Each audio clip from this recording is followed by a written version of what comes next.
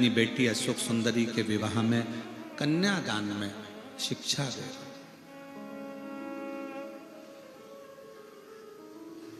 अब ये तो हो गई कि अशोक सुंदरी के कन्यादान में शिक्षा दी,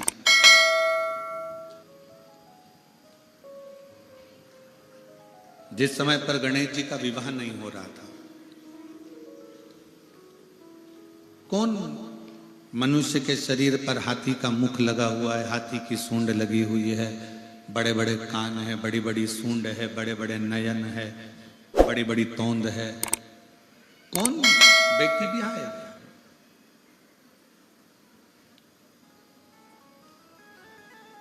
आप में से कोई नहीं होगा जिसके मनुष्य के शरीर पर हाथी का मुंह लगा हो और अपनी लड़की की शादी कर दो। किसकी सामर्थ्यता होगी जो अपनी बेटी की शादी ऐसे हाथी के मुख वाले से कर दे? किसकी सामर्थ्यता?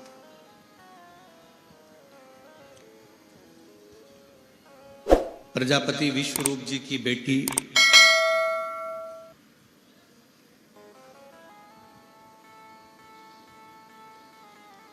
रिद्धि सिद्धि, जिनका विवाह गणेश जी के साथ हो रहा है,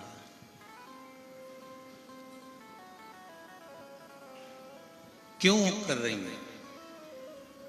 क्या लड़की को ऐसा लड़का पसंद आएगा?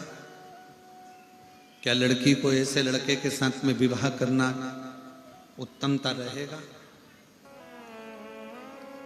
जिसका मुख हाथी का लगा हो, शरीर मनुष्य का हो? ऐसे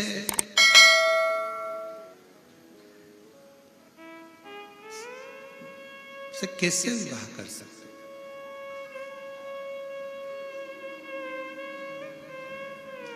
विश्वरूप जी ने जब विवाह का प्रस्ताव आया तो विवाह के प्रस्ताव पर विश्वरूप जी ने अपनी दोनों बेटियों से कह दिया कि ये लड़के का प्रस्ताव आया,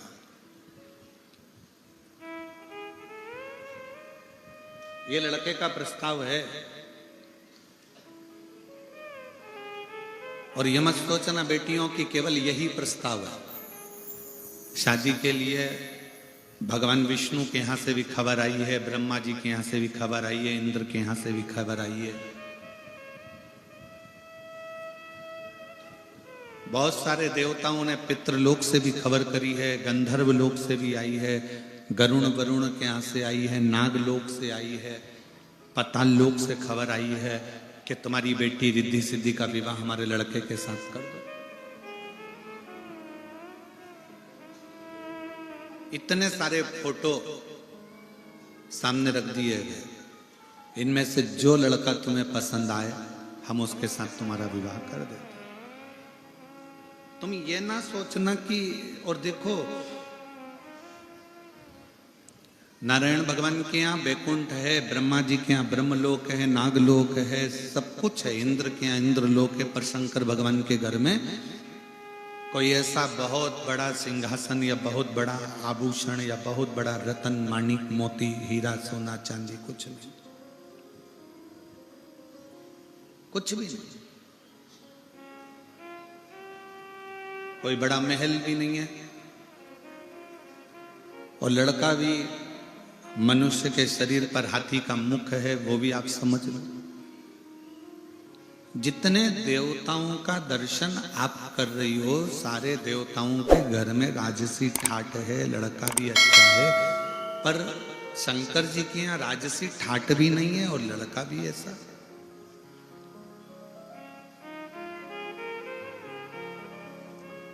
समझ लो, रिद्धि सिद्धि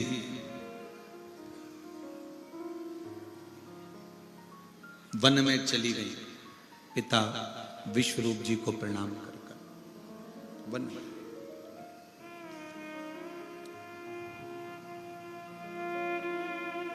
एकांत में बैठ गई हैं रिद्धि सिद्धि। देव ऋषि नारद जी का आगमन हुआ है,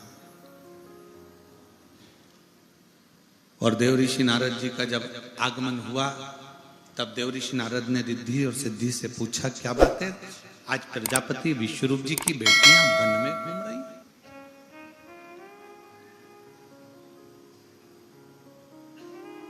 जिस पिता की बेटी कभी अपने घर से ना निकली हो, जिस पिता की बेटी अपने घर से कभी कहीं गई ना हो, उस पिता की बेटी आज वन में घूम रही है। वन में रिद्धि सिद्धि थोड़ी देर तक मौन रही है, थोड़ी देर चुप रही, फिर कहा,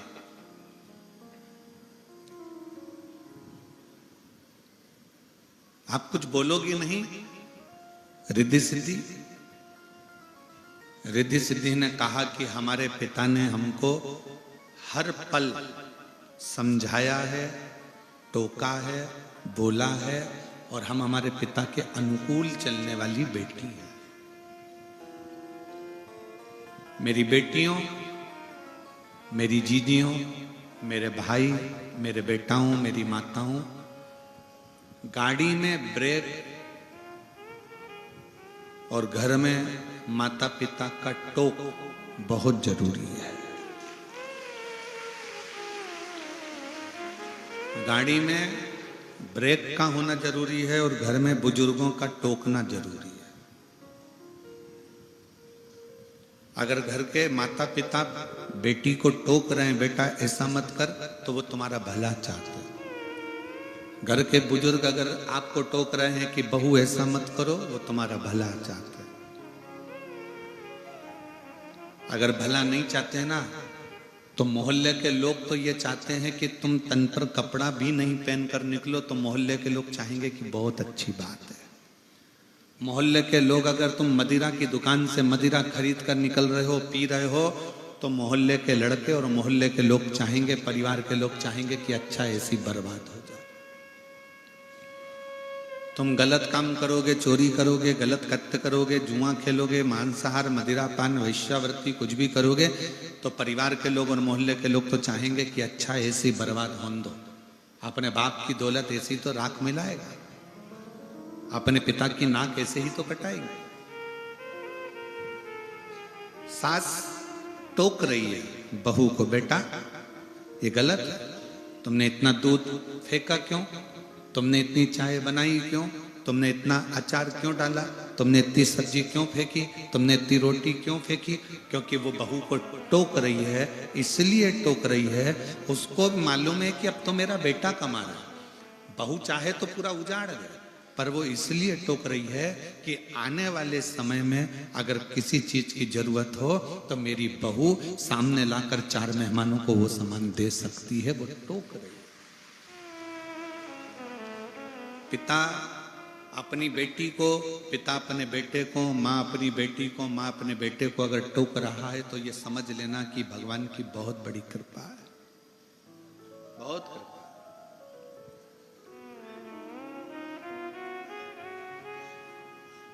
अच्छा एक बात बताओ, गाड़ी में लाइट नहीं होगी, गाड़ी चलेगी कि नहीं चलेगी? जम के तो बोलो जरा, चलेगी ना। गाड़ी में गियर नहीं होंगे, गाड़ी चलेगी कि नहीं चलेगी? चलेगी।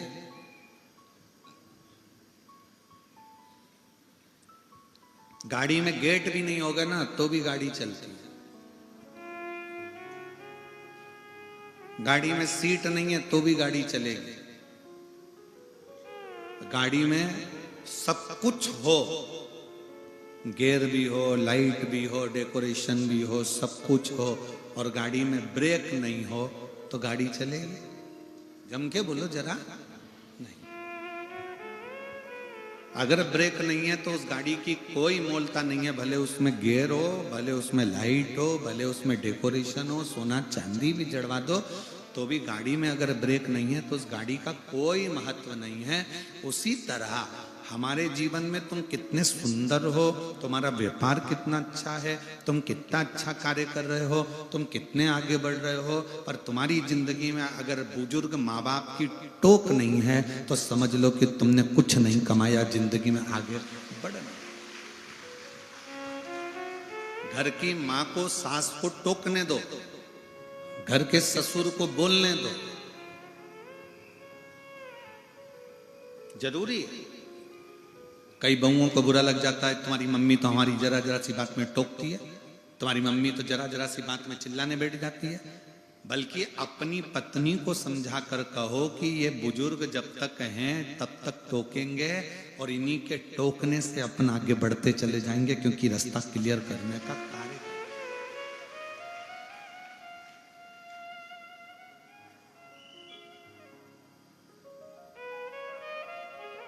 बहुत बड़ा मकान, बहुत बड़ा मकान, एक पर आश्रित होकर जाए। गणेश जी महाराज बुद्धि के देवता बारात लेकर रिद्धि सिद्धि के दरवाजे पर पहुंचे हैं। प्रजापति विश्वरूप जी ने मंगल विवाह रिद्धि सिद्धि का किया है। रिद्धि सिद्धि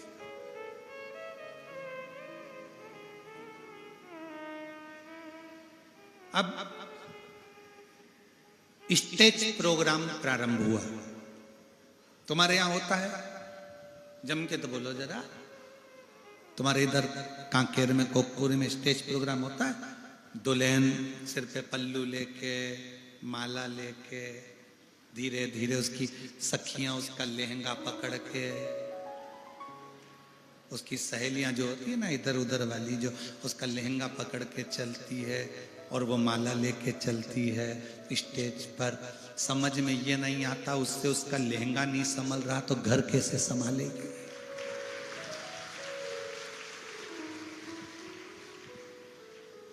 दो उसका लहंगा पकड़ी, किधर वाली है किधर वाली, लाल झंडी हरी झंडी, उसका लहंगा पकड़ के चल और वो माला लेके चल रही है। नीचे निगाह,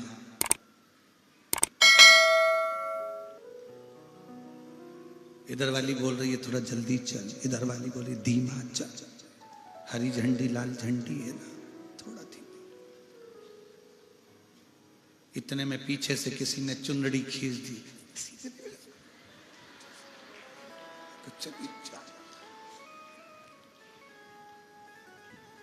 अमरकंटक एक्सप्रेस की तरह चली जा रही। स्टेज पर पहुंचे, दूल्हा का कपड़ा दुल्हन का कपड़ा मैचिंग का। बोलो सही है कि गलत है? जम के बोलो जरा। मैचिंग। दुल्हन की चूड़ी, दूल्हे का तुर्रा, मैचिंग का।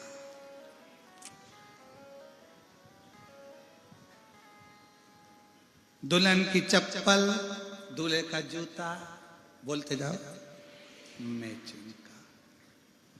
दूल्हे की घड़ी, दुल्हन की घड़ी, मैचिंग की। मेरा निवेदन है, लोग पार्टी में जाते हैं तो मैचिंग के कपड़े पहनते हैं, शादी में मैचिंग के कपड़े पहनते हैं, बहुत मैचिंग का ध्यान रखते हैं। मेरा निवेदन है, कपड़ों की मैचिंग से ज्यादा दिल की मैचिंग करिए। दिल की मैचिंग करिए। कपड़ों की मैचिंग से घर में सुख नहीं आएगा, पर दिल की अगर मैचिंग हो गई, गरीबी में भी सुख का आनंद आएगा। दिल की मैचिंग। हम कपड़े की मैचिंग में पूरा समय निकाल दिया। पति पत्नी दोनों घूमने जा रहे थे, मौसी के घर शादी में, पति ने कहा कपड़े मैंने रख दिए। पति ने पूछा कौन कौन सा? मैंने नीले कलर की साड़ी, पहले दिन के लिए तुम्हारे लिए नीला कलर का कोट, रिसेप्शन में पहनेंगे लाल कलर की, मैंने तुम्हारे लिए लाल कलर की शेरवानी। अब कपड़े की मैचिंग तो कर रहे हो, पर मालूम पड़ा मौसी के घर की शादी में जरा सा पति किसी से मुस्कुरा कर बोल लिया, इतने में तो पत्नी लाल छड़ी मैदान खड़ी, खूब लड़ी खूब लड़ी खूब लड़ी। अब तुम्हारे कपड़े की मैचिंग थी, चूड़ी की मैचिंग थी, चप्पल की मैचिंग थी, सूट की मैचिंग थी, सब मैचिंग थी, पर दिल की मैचिंग नहीं कर पा रहे। मेरा निवेदन है मेरी जीजियों, शादी में कपड़े की मैचिंग नहीं भी होगी ना चलेगा, घड़ी की मैचिंग नहीं होगी ना चलेगा, जूता चप्पल की मैचिंग नहीं होगी ना चलेगा, शादी में तुम्हारे तुर्री और चूड़े की मैचिंग नहीं होगी ना चलेगा, पर शादी में दूल्हा दुल्हन के दिल की मैचिंग होना चाहिए, हृदय की मैचिंग होना चाहिए।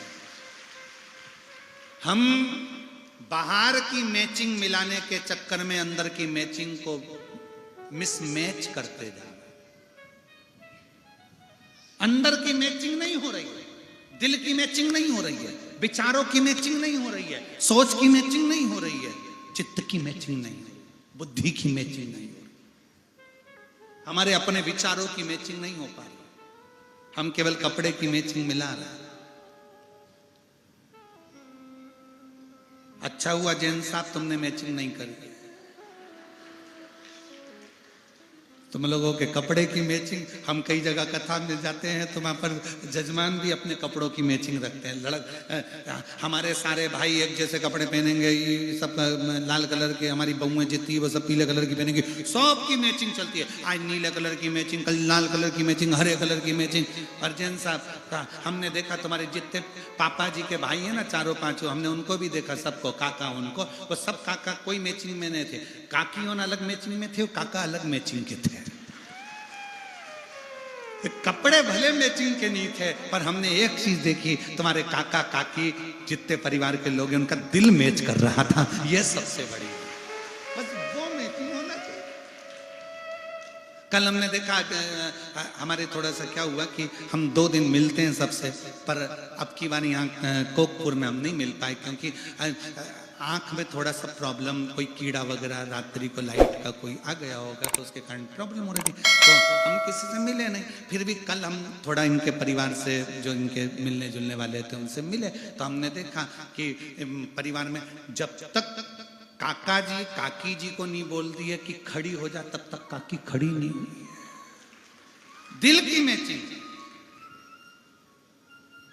और जब तक बहुओं से नहीं कहा सास ने, बेटी आ जाओ, खड़ी हो जाओ, बहुएं खड़ी, ये दिल की मैचिंग, इसको दिल का मिलना कहते हैं। केवल कपड़े मिलाकर करोगे भी क्या, ये कपड़ों की मैचिंग काम की नहीं है, जितनी दिल की मैचिंग, मन की मैचिंग, हृदय की मैचिंग। सास बहू के हृदय की मैचिंग होना चाहिए, बेटे बाप के हृदय की मैचिंग होना चाहिए, बेटी बाप के हृदय की मैचिंग होना चाहिए, पति पत्नी के हृदय की मैचिंग होना चाहिए।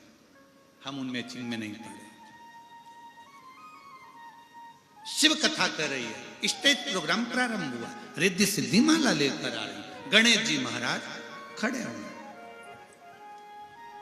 अब गणेश जी के हाथ में एक माला और रिद्धि सिद्धि के हाथ में अलग अलग माला। दोनों ने विचार करा, रिद्धि सिद्धि दोनों विचार करती हैं कि माला पहले कौन चढ़ाए, रिद्धि चढ़ाए कि सिद्धि चढ़ाए।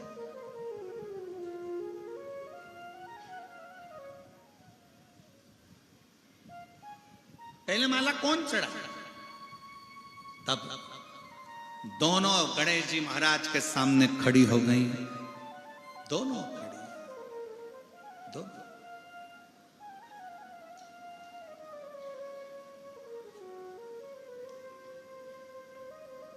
और दोनों विचार कर रही हैं गणेश जी को देखकर। गणेश जी की हाइट तो छोटी है, तोन जम के बोलो मोटी है, शीश मोटा। वो कहते ना, गणेश जी हमारे छोटे से नाटे से मोटे से तोंद बड़ी बड़ी हो, गणेश जी छोटे से मोटे से नाटे से, छोटे से मोटे से नाटे से, सूंड उनकी बड़ी, गणेश जी छोटे से। गणेश जी महाराज छोटे, पहना है माला तो कैसे?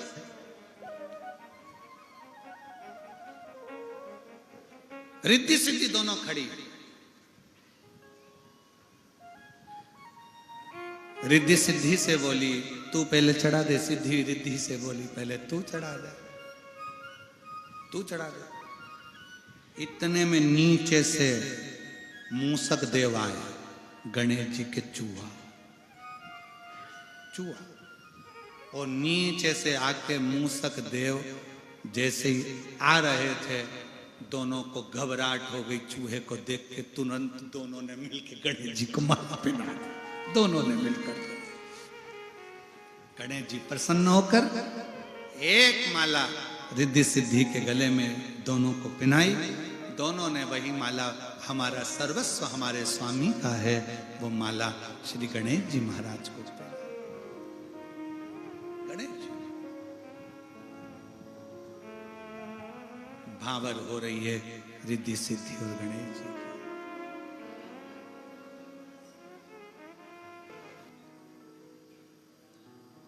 अमेरिका का एक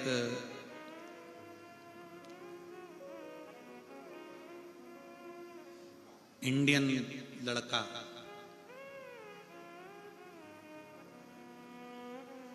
जिसका नाम नीलेश था, अमेरिका में रह रहा है।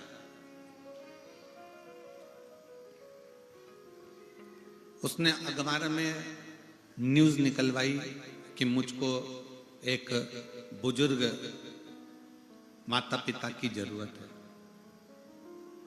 नीलेश,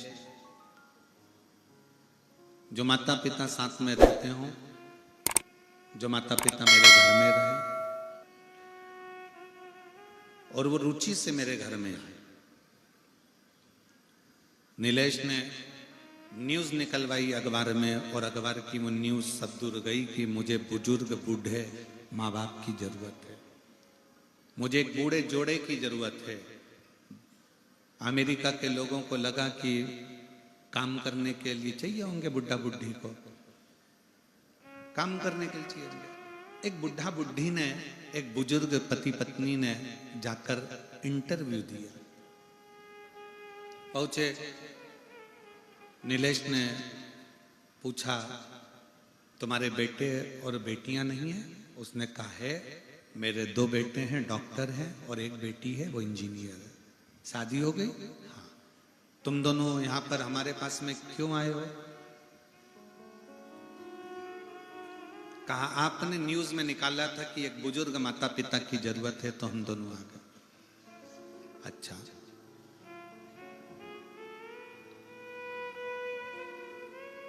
अपने बच्चों के पास क्यों नहीं रहते? वो हमको रखते नहीं। ठीक है। अब बुजुर्ग माता पिता से पूछा उस नीलेश ने कि तुम्हारी तनख्वाह क्या है? तो कहा आप बताओ क्या दोगे, कितनी डॉलर दोगे, क्या दोगे? उसने, नीलेश ने बता दिया। बुजुर्ग माँ बाप ने पूछा अब हमारा काम बता दो कि तुम्हारे बच्चों को संभालना है कि झाड़ू लगाना है कि पोछा लगाना है कि कोई काम करना है। तब नीलेश ने अपनी पत्नी के साथ बैठकर उन बुजुर्ग माँ बाप से कहा कि हमारे माता पिता को मरे हुए 3 महीना हो गया, हमें कोई टोकने वाला नहीं है, तुम दोनों हमें टोकते रहना, इसलिए तुम्हें यहां रखा गया। तुमसे ना झाड़ू लगवाना है, ना पोछा लगवाना है, तुमसे ना बच्चे संभलवाना है, ना तुमसे खाना बनवाना है। नौकर लगा है, झाड़ू लगाने वाला, पोछा लगाने वाला, रोटी बनाने वाला, भोजन वाला, बच्चों को संभालने वाले सब नौकर लगे हैं, पर हमारे पास कोई टोकने वाला नहीं है। नीलेश ने कहा मैं पूरी तनख्वाह दूंगा, बस आप हमको आपकी बहू समझना, इसको भी टोकना और मुझे भी टोकना। मैं गलत करूं मुझे टोकना, तुम्हारी बहू गलत करे इसको टोकना। उस बुजुर्ग दंपत्ति ने पूछा कि टोकने से होगा क्या? तो वो नीलेश अपनी पत्नी के साथ कहता है कि मैं अपना गुजरात छोड़कर अमेरिका में सबसे बड़ी कंपनी का मालिक बनकर बैठा हूं, मेरे माँ बाप मुझे टोकते थे, ऐसा मत कर देना, वो मत कर देना, और मैं उससे सुधर कर अच्छी जगह पर जाकर बैठ गया और बहुत उच्च पद पर बैठ गया, बहुत उच्च पद। मेरी जीजियों, मेरी बेटियों, बेटाओं, मेरी माताओं, घर के थोड़े से झगड़े के चक्कर में आज भारत के पूरी अदालतों को खोजा जाए तो पूरी अदालतों में सबसे ज्यादा केस तलाक के चल रहे। पूरी अदालतों में भारत की संपूर्ण बड़ी से बड़ी अदालत को खोजा जाए, नीचे से ऊपर तक की सारी अदालतों में सबसे ज्यादा केस चल रहे हैं तो तलाक के चल रहे। कारण टोकना। पर अगर तुम्हारे घर में तुम्हारे बुजुर्ग तुम्हें टोक रहे हैं, तुम्हारे घर के बड़े अगर तुम्हें टोक रहे हैं, तो समझ लेना एक दिन तुम उन्नति की सीढ़ी पर इतने चढ़ जाओगे कि तुम्हें पीछे पलट कर देखने की जरूरत नहीं पड़ेगी।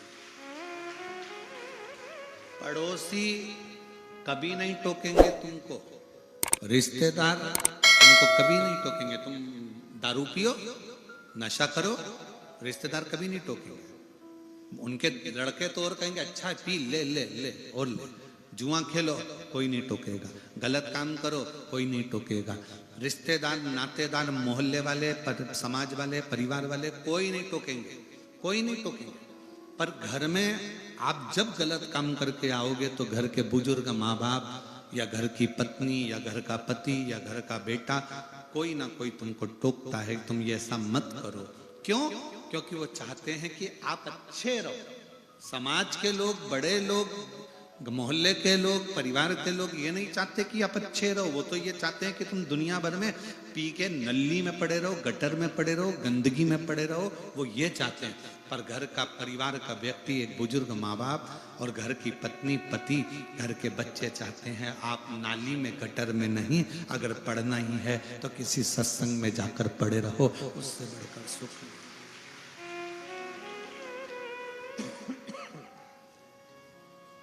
उससे बढ़कर सुख नहीं।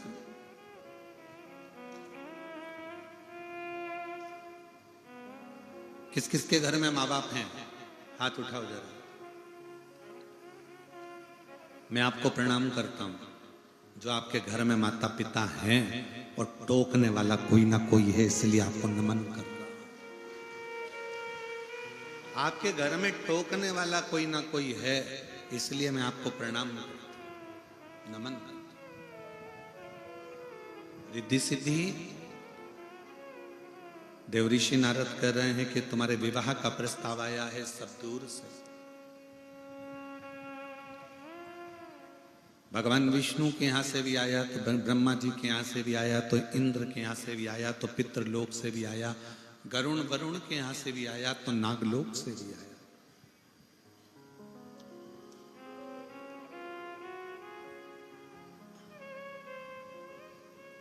अब आप बताओ, आपको विवाह किससे करें? रिद्धि सिद्धि कुछ नहीं हुई, कुछ। एक शब्द भी रिद्धि सिद्धि के मुख से नहीं निकला। बस रिद्धि सिद्धि ने इतना जरूर कहा कि हमारे पिता ने हमें जो सिखाया है, हम कभी गलत जगह पर नहीं जाएंगे। जहां मेरे माँ बाप कहेंगे विवाह, हम वहां करेंगे। मेरी बेटियों,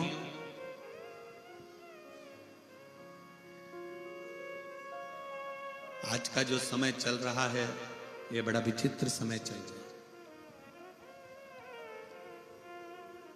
तुमको गाड़ी का लालच देकर, मोबाइल का बैलेंस डलवाकर, होटल में खाना खिलाकर,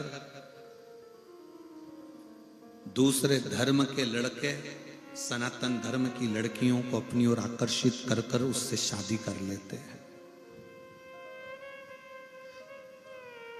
शादी करने के 4-6 महीने निकलते हैं, 1 साल निकलता है, क्योंकि वो लड़के ने तुम्हारे को शादी केवल इसलिए नहीं करी कि तुमको पत्नी बनाना है, वो तो इसलिए शादी करी कि सनातन धर्म की, हिंदू की लड़की को नीचा दिखाना है, उसको जूते की नोक पे रखना है, इसलिए उसने शादी करी। आपका हिंदू तत्व को समाप्त करने के लिए, सनातन तत्व को समाप्त करने के लिए उसने शादी करी। 1 साल बाद वो तुमसे झगड़ा कर कर कहीं ले जाकर तुम्हारे 40-35 टुकड़े कर कर अटैची में भर कर कहीं फेंक कर आए या फ्रिज में पटक आए, उससे अच्छी है तुम्हारी समझदारी। अपनी समाज में, अपने सनातन धर्म में, अपने हिंदू धर्म में शादी करो, दूसरे धर्म की ओर झांक कर भी मत दो। दूसरे धर्म की ओर झांक कर भी नहीं देखना। उसकी बॉडी को, उसकी गाड़ी को, उसके बंगले को, उसकी दौलत को, उसकी जायदाद को उसके पास रहने दो।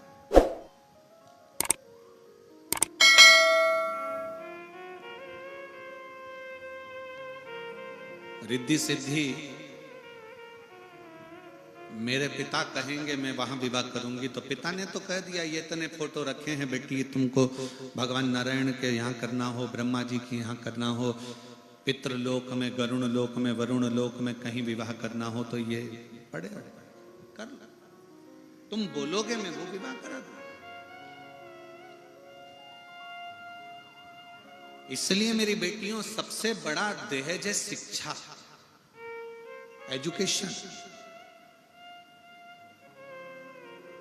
और मेरी माओ, मेरे जीजाओं, मेरी बेटियों, मेरा बेटा हूं, मेरा आपसे निवेदन है कि शिक्षा से बड़ा, एजुकेशन से बड़ी कोई कन्यादान नहीं हो सकता।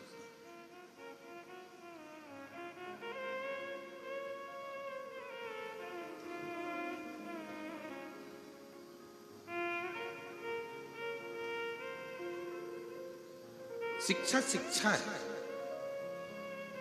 और कभी यह न सोचना कि शिक्षा केवल बहुत महंगे स्कूल में पढ़ोगे तो शिक्षा अच्छी रहेगी, या बहुत महंगे कॉलेज में पढ़ोगे तो शिक्षा रहेगी। अगर बहुत महंगे कॉलेज में और स्कूल में नहीं जा सकते तो अपने जो शासकीय स्कूल हैं, सरकारी स्कूल हैं, उसमें भी पढ़ो। हमारे माता पिता के पास में इतना धन नहीं था कि हमको कोई प्राइवेट स्कूल में या अच्छे स्कूल में पढ़ा सकते थे। हमारा पूरा बचपन, हमारी पूरी पढ़ाई सरकारी स्कूलों में हुई। सरकारी स्कूल के कपड़े पहनकर, सरकारी स्कूल की किताबों से जो मिल जाता था उससे पढ़कर, दोस्तों के यहाँ अगर जाते भी थे तो उनकी क्वेश्चन बुक लेकर, उनके 20 क्वेश्चन लेकर उसमें से पढ़कर फिर अपना एग्जाम दे देते।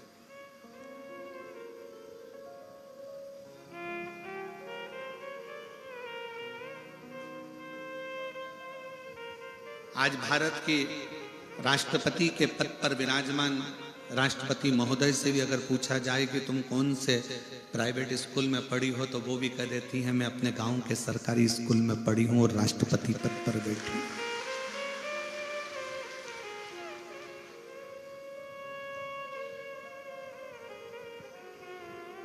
जरूरी नहीं कि बहुत पैसा होगा तो एजुकेशन मूल होगी, शिक्षा मूल होगी। 4 इंजीनियर एक पाइप में एक तार डाल रहे थे। आड़ा टेढ़ा पाइप था, एकदम आड़ा टेढ़ा, उसमें तार कोना था। 4 इंजीनियर रोज मेहनत करते पर वो तार उसके अंदर नहीं जाता, क्योंकि वो पाइप आड़ा टेढ़ा था। एक किसान, इंजीनियरों ने बहुत ऊंचे ऊंचे कॉलेज से पढ़ा, पर वो किसान ने एक छोटे से सरकारी स्कूल में पढ़ा। रोज देख रहा था कि ये तार पाइप में नहीं जा रहा। 4 दिन से इंजीनियर लगे हैं, तो किसान गया, खेत पर जा रहा था धान बोने के लिए। उस किसान ने जाकर कहा क्या बात है? इंजीनियरों ने कहा तू गंवार, तू क्या जानता है, तू गांव में रहने वाला, फसल करने वाला, धान बोने वाला, तुझ में क्या कर, चल जा। उसने कहा हुआ क्या? तो एक इंजीनियर बोला इस पाइप में ये तार नहीं जा रहा है, हम 4 दिन से लगे हुए। तो किसान बोला उसमें क्या दिक्कत की बात है, मैं इसमें अब भी तार भेज देता हूं, ले भेज के बता। दूसरा इंजीनियर बोला गुस्से में कि हम 4 दिन से लगे हैं, तेरे से कैसे चले जाए। किसान गया अपने खेत पर, एक चूहा पकड़ कर लाया, चूहे की पूंछ से तार को बांधा, पाइप में चूहे को छोड़ दिया, चूहा उधर निकल गया, तार निकल कर बाहर हो गया।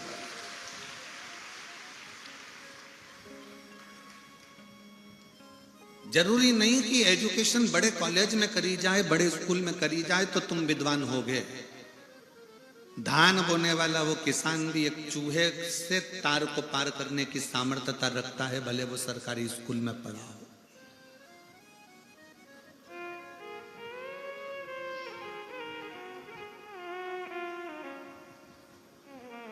तीन माताएं कुएं पे से पानी भर रही थी। एक का बेटा निकला, बेटा निकल कर बोलता मम्मी बाय।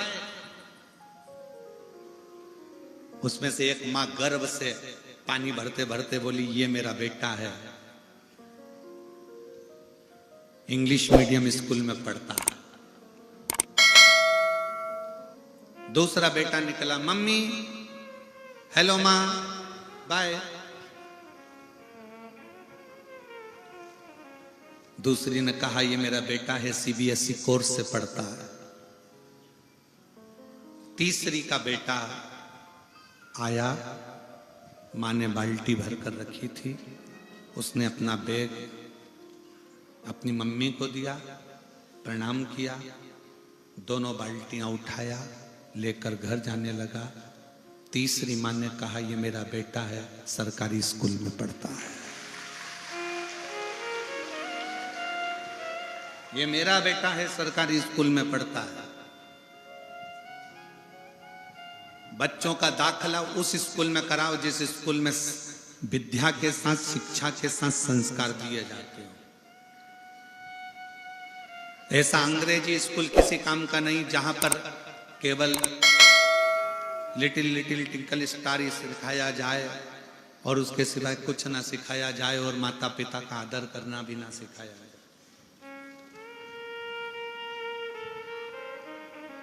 बेटों को लायक बनाओ, अपने बेटा बेटी को खूब पढ़ाओ, लायक बनाओ, पर इतना भी लायक मत बना देना कि बच्चे तुमको नालायक समझने लगे। पापा तुम्हें कुछ नहीं आता, मम्मी तुम क्या जानती हो, पापा तुम क्या जानते हो। बच्चों को लायक बनाना, पर इतना लायक मत बना देना कि बच्चे तुमको नालायक समझने लगे। तुम्हें नहीं आता पापा, आज के जमाने के नहीं हो तुम पुराने जमाने के हो, तुमको कुछ नहीं आता। उस बाप से पूछो कि उसको क्या नहीं आता। तुम्हें बड़ा उसने किया है, तुम्हें पाल पोस कर काबिल उसने बनाया है। दिन भर ड्यूटी पर लगा रहता था, रात की भी ड्यूटी करता था कि मेरे बच्चे अच्छे पढ़ जाएं और मेरी बेटियां खूब अच्छी पढ़ाई कर लें, मेरा घर अच्छा चल जाए। सैनिकों के साथ युद्ध भी करता है, दिन रात कोरोना के समय पर पूरी दुनिया सोती है और वो ड्यूटी निभाता है अपने बच्चों और अपनी पत्नी के लिए। जरा विचार करिएगा, उसके बाद भी दिन रात मेहनत करने के बाद भी बच्चे कह दें पापा तुम्हें अकल नहीं है, तुम नहीं जानते, मम्मी तुम चुप रहो, चुप बैठिए, तुम्हें क्या मालूम है, चुप रहो। बेटे लायक तो हो गए, बेटी लायक तो हो गई, पर माँ बाप को नालायक समझने लगे। नहीं, शिक्षा उच्च हो और शिक्षा के साथ में नम्रता भी उच्च की। जितना बड़ा तुम्हारा औहदा हो ना, तुम बहुत बड़े ओहदे पर, कलेक्टर के ओहदे पर बैठ जाओ, एसपी के ओहदे पर बैठ जाओ, डीआईजी आईजी के ओहदे पर बैठ जाओ, मिनिस्टर मंत्री संतरी कलंतरी के ओहदे पर बैठ जाओ, उतनी उतनी तुम में नम्रता आती जाना चाहिए, अकड़ नहीं। क्योंकि ये कड़ले कड़ले दांत तो एक दिन टूट के गिर जाते हैं, पर कोमल कोमल जीवान तो मरते दम तक साथ निभा जाती है। नम्रता रखिए। औधा तुम्हारी उच्च पद, उच्च प्रतिष्ठा, ये तुमको जो मिली है तुम्हारी मेहनत से मिली है।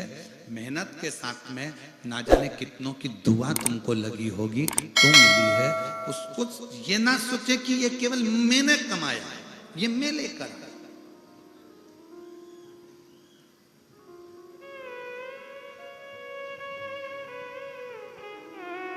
मां प्रथम शिक्षक है, मां प्रथम गुरु है, पिता द्वितीय गुरु है, पढ़ाने वाला टीचर तृतीय गुरु है, और तुम्हें मार्ग दिखाने वाला चौथा गुरु कोई सदगुरु है जिससे तुम गुरु दीक्षा लो। आज के जमाने में सबसे ज्यादा अगर सम्मान पा रहे हैं तो चौथे नंबर के गुरु पाते हैं, जो तुमको केवल थोड़ा बहुत ज्ञान देते हैं, थोड़ा गुरु मंत्र दे देते हैं। बड़े बड़े सिंहासन पे, चांदी के सोने के सिंहासन पर बैठ जाएंगे, खूब ज्ञान देंगे, और उनके अंदर क्या भरा पड़ा है, अंदर कितना मेल भरा पड़ा है, ये किसी को नहीं मालूम। आपने अपने माँ को छोड़ दिया, उसके चक्कर में अपने पिता का सम्मान करना बंद कर दिया, उसके चक्कर में अपने शिक्षक का सम्मान करना बंद कर दिया, उसके चक्कर में।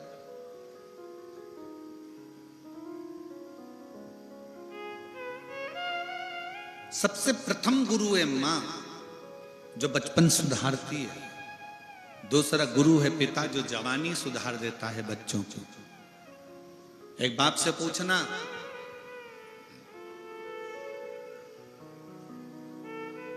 हमें एक पिता की एक बात स्मरण में आ गई।